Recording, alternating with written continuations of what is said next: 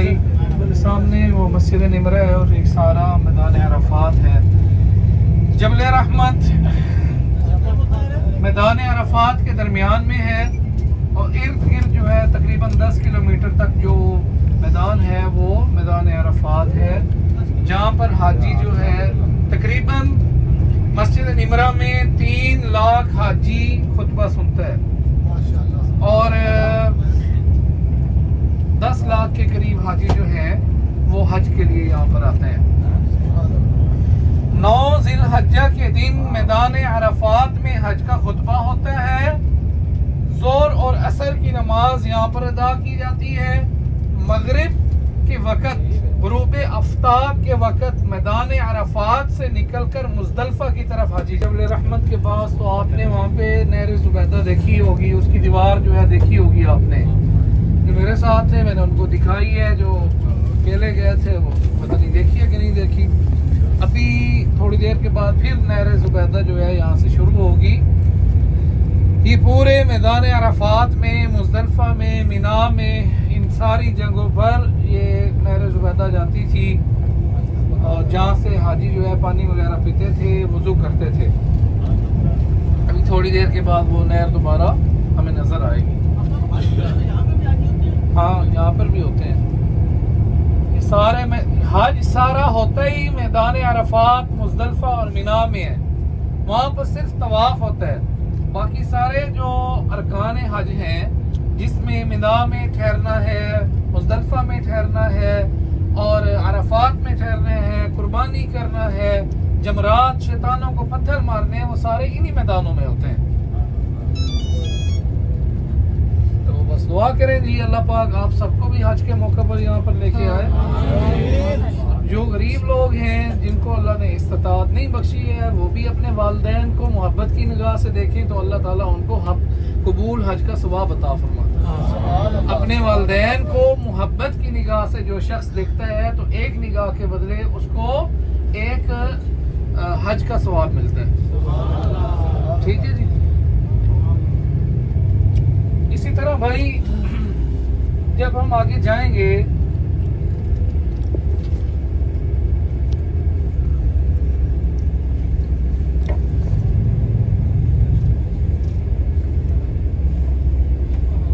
बसें किधर जा रही हैं? ज़ियारत पे जा रही है, उधर से निकली है जहाँ से हम आए हैं।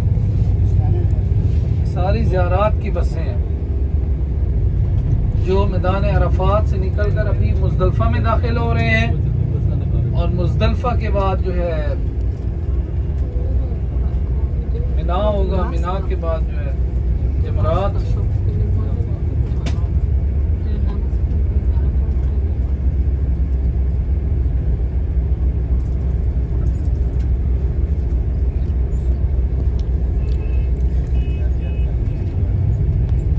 होगा कि अभी इंशाल्लाह हम 12 बजे तक होटल में पहुंच जाएंगे। 12 सवा 12 बजे तक आप जोर की नमाज भी पढ़ें और आराम भी करें। आराम करने के बाद आप 2 बजे उठें और यहीं से आपने गुस्ल भी करना है और ihram भी पहन लेना है। मस्जिद आयशा में जाकर सिर्फ हमने 2 रकत नमाज नफल पढ़ के नियत करके फिर आपको हरम के पास छोड़ेंगे, ताकि वो कपड़े वगैरह उधर जाके फिर आप नहाएंगे, गुस्ल करेंगे। नहाना भाई देखिए, नहाना ये सुन्नत है, लेकिन जरूरी नहीं है कि मिकात पे जाकर नहाओ, मिकात पर जाकर गुस्ल करो। आप सल्लल्लाहु अलैहि वसल्लम ने घर से भी गुस्ल करके जो है हुजूर निकले हैं, ihram बांध कर निकले हैं। मिकात पर जाकर सिर्फ आपने नियत की है और मिकात पर जाना भी जरूरी नहीं है। मिकात के करीब से भी आप गुजरेंगे, बस उस जगह के करीब से भी आप गुजरेंगे, वहीं से नियत कर लेंगे। उसके आने से पहले उस जगह से आने से पहले आप नियत कर लेंगे। जिस तरह आप पाकिस्तान से आते हैं लोग और वो जहाज में होते हैं, वो मिकात पर तो नहीं जाते हैं, मिकात के ऊपर से गुजरते हैं। तो जब वो मिकात के ऊपर से गुजर रहे होते हैं तो उससे पहले उनको अनाउंसमेंट की कर दी जाती है कि आप मिकात से गुजर रहे हैं, नियत कर लें। तो मिकात पे जाने का मकसद क्या होता है? सिर्फ नियत करना होता है, गुस्ल करना, कपड़े पहनना वहां जाकर ये नहीं होता।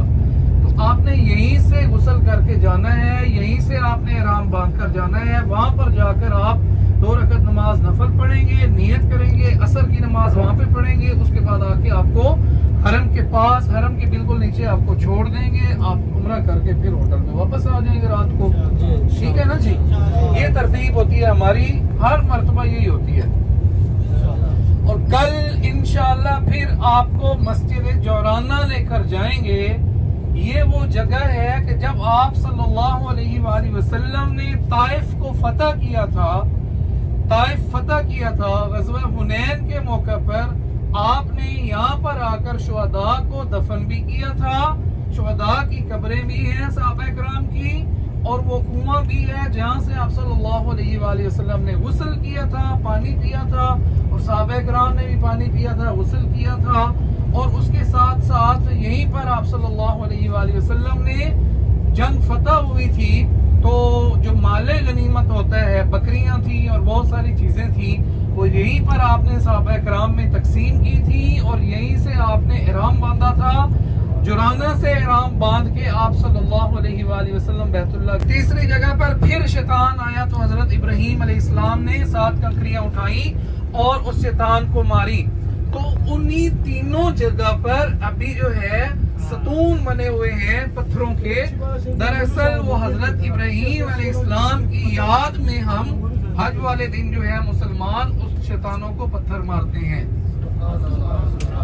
ये उनकी निशानी है, उनकी सुन्नत है, और अल्लाह को वो अदा इतनी पसंद आई कि क़यामत तक जब भी कोई यहाँ पे आएगा, शैतानों को जब तक कंकरियां नहीं मारेगा, उसका हज कबूल नहीं होगा।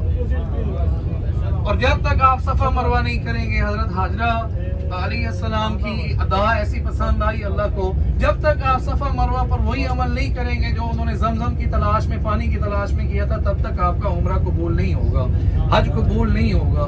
तो हजरत इब्राहीम अलैहिस्सलाम और हजरत इस्माइल अलैहिस्सलाम, हजरत हाजरा अलैहिस्सलाम, इनका दुरूद पाक में जिक्र है, तो उनके लिए जो है दुरूद पाक पढ़ दें एक दफा ना। अल्लाहुम्मा सल्ली अला मुहम्मद व अला आलि मुहम्मद कमा सल्लैता अला इब्राहीम व अला आलि इब्राहीम इन्नका हमीदुम मजीद।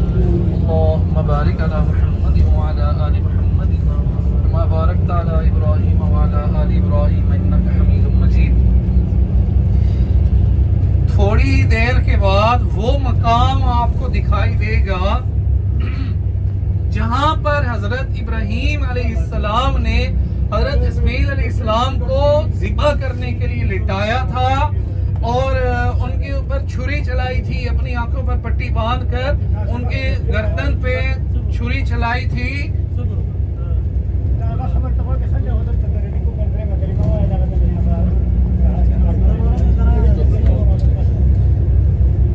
हजरत इब्राहीम अलैहिस्सलाम ने अपने बेटे के गर्दन पे छुरी चलाई, खून का फवारा निकला।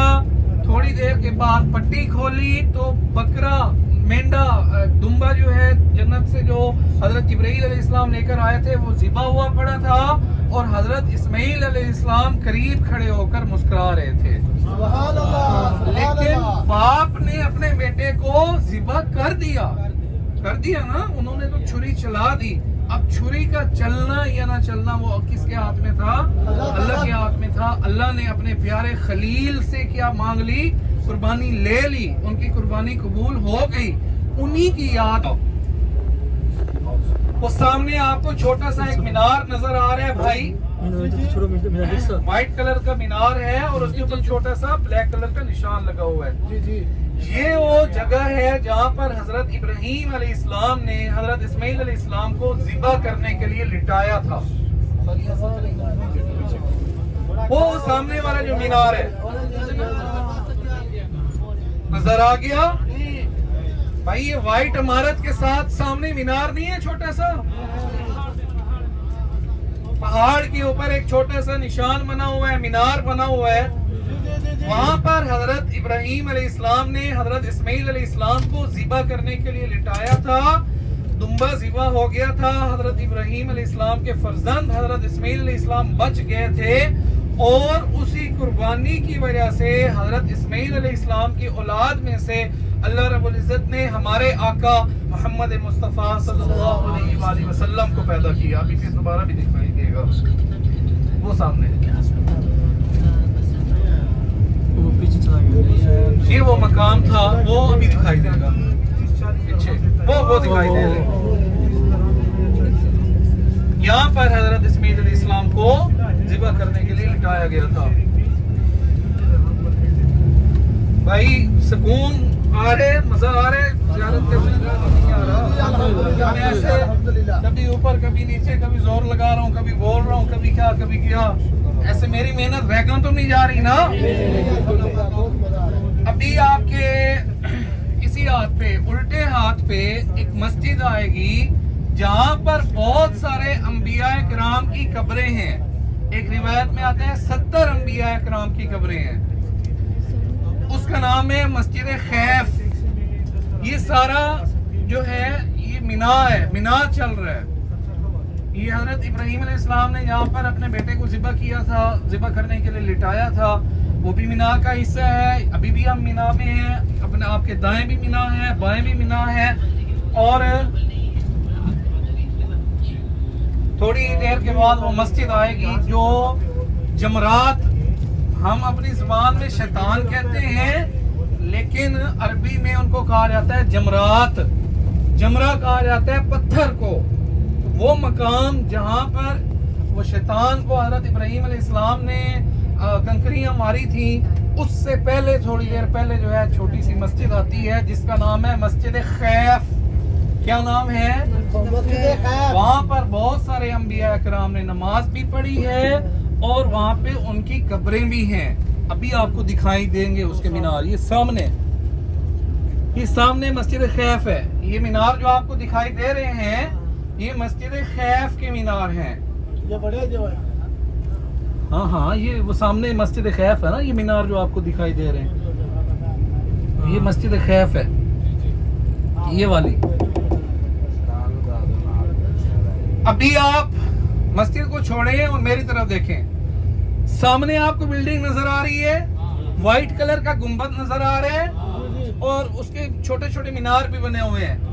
ये वो मकाम है जहाँ पर हजरत इब्राहीम अलैहिस्सलाम ने शैतान को पत्थर मारे थे और इसी के अंदर ही 3 शैतान के निशान मौजूद हैं। नहीं, सुभान अल्लाह नहीं, वला हौला वला कुव्वता इल्ला बिल्लाहिल अलीय्यिल अज़ीम। हर जगह पर सुभान अल्लाह नहीं कहते। ये वो मकाम है जहाँ पर हजरत इब्राहीम अलैहिस्सलाम ने हजरत इस्माइल अलैहिस्सलाम को लेकर जब वो जा रहे थे तो शैतान ने बहकाया था, वर्गलाया था, रोकने की कोशिश की थी। तो यहाँ पर 3 जगह पर हजरत इब्राहीम अलैहिस्सलाम ने पत्थर मारे थे। इन्हीं तीनों जगह पर जो है हज के दौरान हुज्जाज किराम आते हैं मिना से। ये सारा मिना चल रहा है, वहाँ से मिना शुरू हुआ था और ये सारा मिना है। हजरत हज के मौके पर सारे आते हैं नफक के अंदर से, वो उधर से नफक बनी हुई है, सुरंग बनी हुई है, वहाँ से आते हैं और यहाँ पर आकर जी हाँ, ये मीना के कैंप है ना। मैंने आपको बताया ना 1 लाख खेमा है मीना के अंदर। ये सारे खेमे, एसी वगैरह भी हैं। तो हज से 2 महीने पहले यहाँ पे हज की तैयारियां शुरू हो जाती हैं एसी वगैरह को, और इतनी कम भी नहीं है कि आप मुस्कुरा जाएं।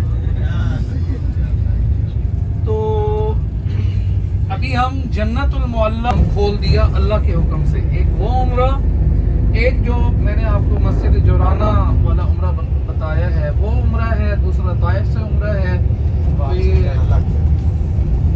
उम्रे आप सल्लल्लाहु अलैहि वसल्लम ने अपनी ज़िंदगी में किए हैं।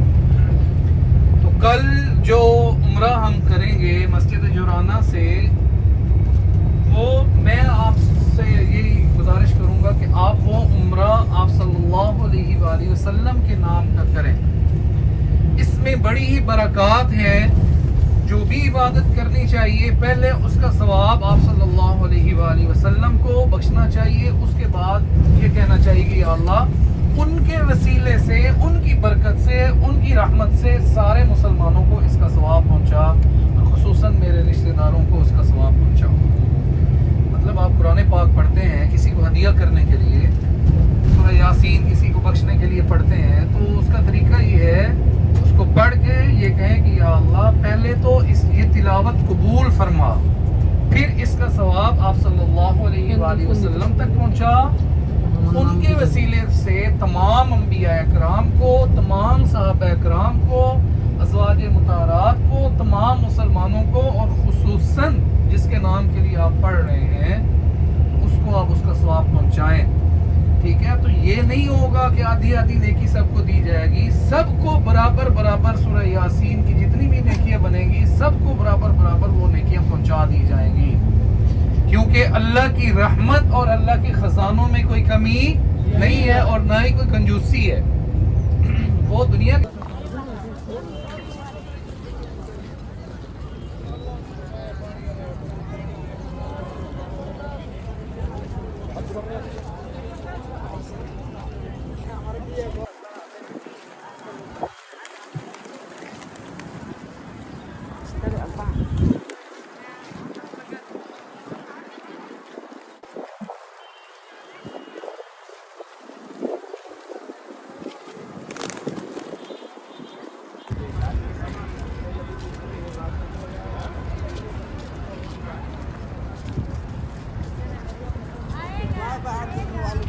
مروا بقى تلاقيه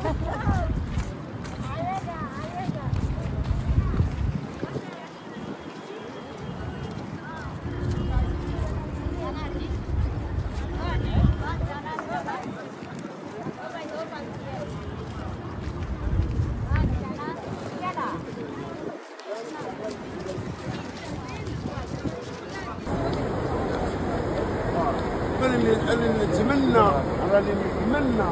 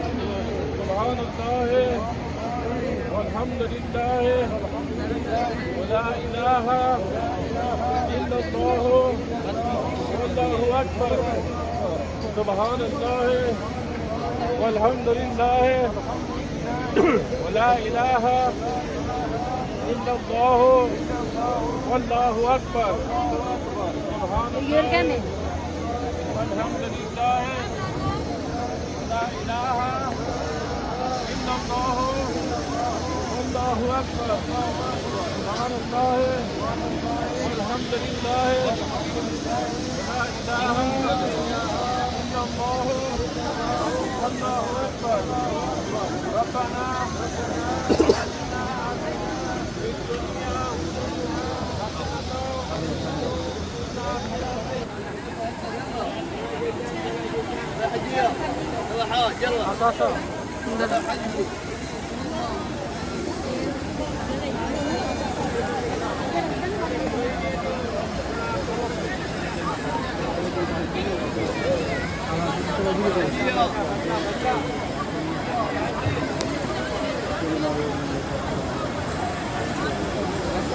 어디서 또 나이트 이거 কই যামু কইতেই না তো নদী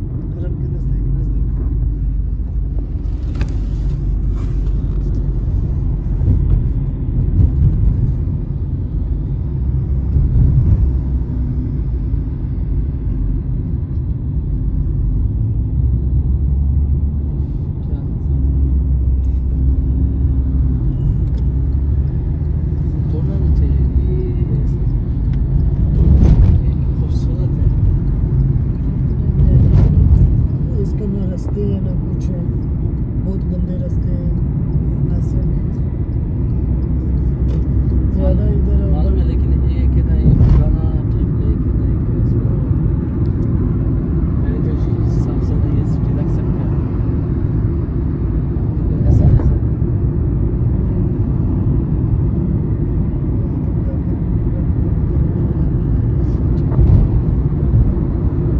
सही बात है। लेकिन ये भी पहाड़ का ऐसा हम लोग को अभी समझ में नहीं आ रहा। एक हम लोग है ना, जब इसको गड्ढा बनाता है उसके अंदर फाइलिंग करके, ये तो सख्त है।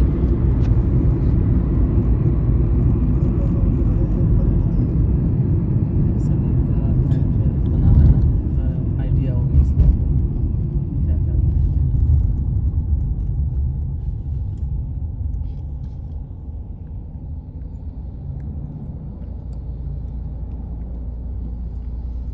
और कैसा ज़िंदगी जाना अच्छा है?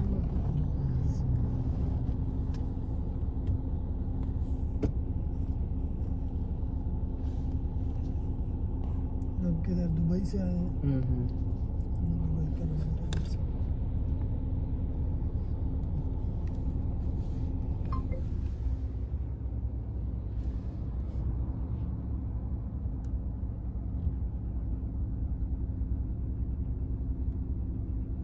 मेरे को ताइफ में जाने का इरादा था, तो मेरा नज़र बाद में पड़ा।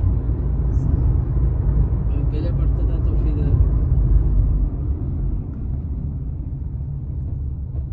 मैं शायद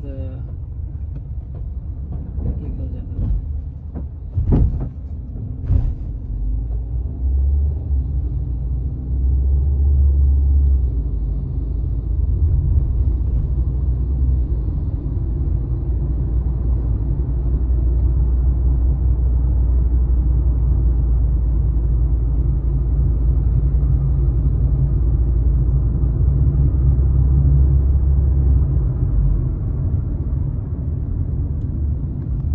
मतलब पैसा बहुत कमा रहा है, 5000 मुश्किल नहीं है, खैर है। एक फिर बाद में दोबारा फाइन खाया उसने, शायद 50,000 ऐसा कुछ होगा, शायद ज़्यादा भी हो सकता है शायद, ठीक है। फिर उसने उसको क्या किया, उसने फिर एंड में उसने पूरा गाड़ी है ना बड़ा फिर बेच के वो करके फिर उसने फाइन क्लियर करके फिर छोड़ दिया। छोड़ के उसका ऑलरेडी बिजनेस था, क्या है, साइकिल का बिजनेस था उसका बाप का, सही तो फिर वो फिर दोबारा साइकिल का बिजनेस में लग गया। सारी बात है, कितनी देर आदमी खाएगा। इधर 500 रियाल फाइन है, जो एयरपोर्ट भी है उधर 5-6 हज़ार है।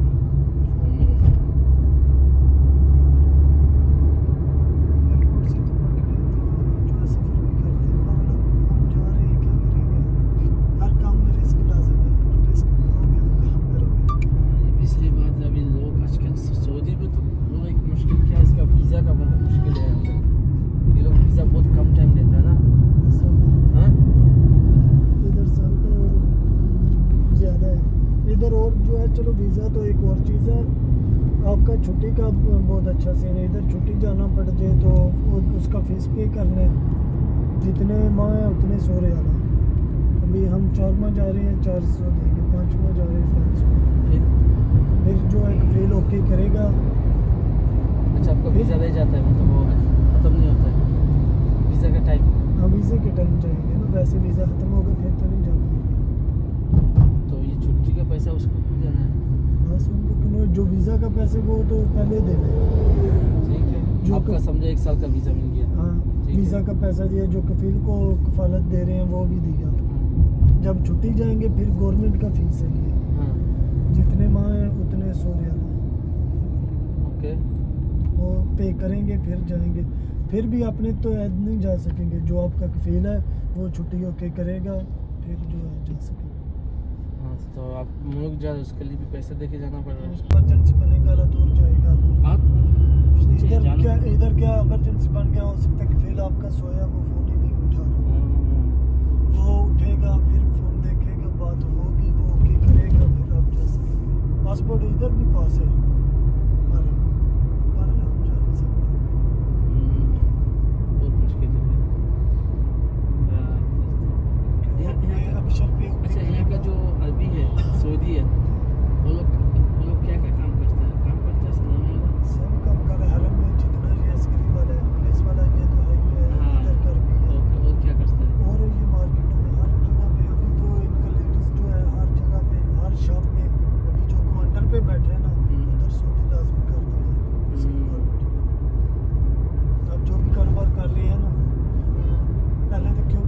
इधर तो है ही इनके नाम पे है ना, बहुत कम आदमी है जिन्होंने अपने नाम पे की है।